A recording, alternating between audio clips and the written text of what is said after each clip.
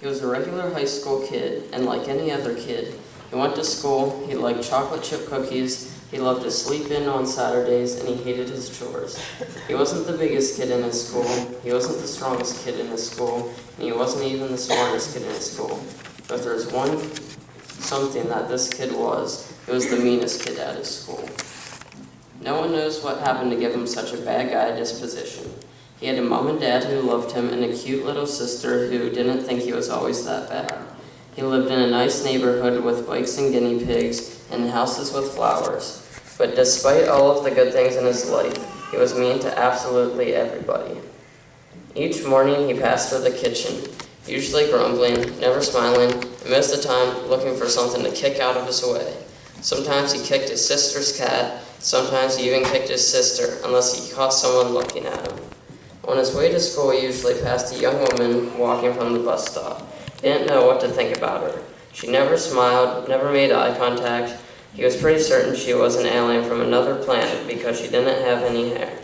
It was easier to pretend he didn't see her even if he did pass just inches away from her every morning. So this morning, like every other, he hurried past her without even looking at her. Within minutes, he was hurrying into his school, where he had his regular morning activities, to flip books out of unsuspecting victims' hands, elbow anyone who got in his way, and enjoy a nice breakfast. At school, breakfast was there for the taking, and the kids he took breakfast from never had to pay anyway. They got their food for free, so in his mind, it wasn't like stealing. Lunchtime was the same. Why go through all the hassle of carrying a lunch to school or stand in a long lunch line when you could just take somebody else's lunch? So there you have it, 5 days a week, just shoving unsuspecting people of all ages around, snatching breakfasts and lunches, never showing appreciation for anything, never caring about what anyone thought or how they felt, and never even sharing a few kind words. What a life. Weekends were free, well, except for Sunday morning. He was expected to join his family in church. Those mornings would drag on as he would sit daydreaming, playing games on his cell phone, or catching a few Z's until his mom pinched him back into reality. This was his life, until one week he came home after school and overheard his little sister crying to their mother. Usually he didn't take the time to listen to her. She was just a kid, a pest most of the time, a crybaby today, and yet something in her voice made him stop and listen. He could hear her tell of a friend being pushed to the ground, books and papers flying through the air, and kids having meal trays snatched from them, and then being left with nothing to drink or eat all day. He listened, intently thinking over and over what horrible people his sister must be exposed to every day. Then it dawned on him. She wasn't talking about horrible people at all. She was talking about horrible him. He stood there, thinking about what had been said. In that very moment, he knew what he had to do.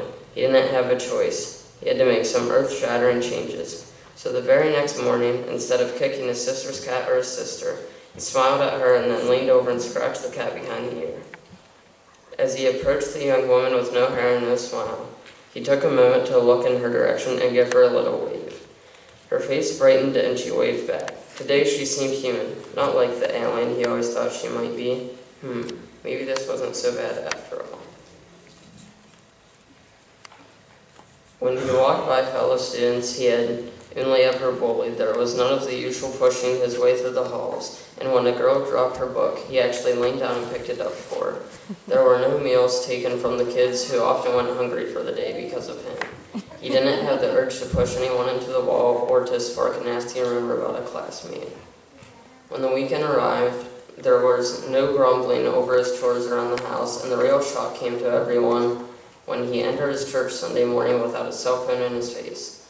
He sat through the service and listened intently to his pastor, never once kicking the pew in front of him or falling asleep or texting.